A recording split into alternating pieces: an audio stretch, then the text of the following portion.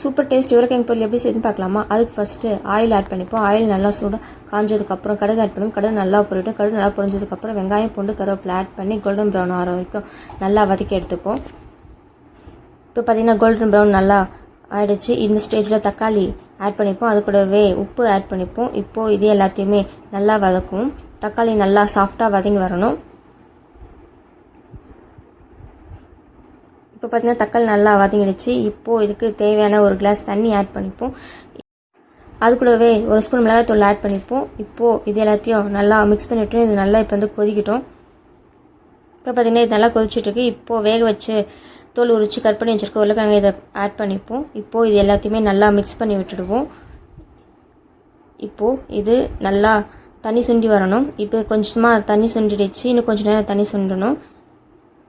இப்போ பார்த்திங்கன்னா நல்லாவே தண்ணியெலாம் சுண்டி உருளைக்கிழங்கு பொரியல் ரெடி ஆகிடுச்சு.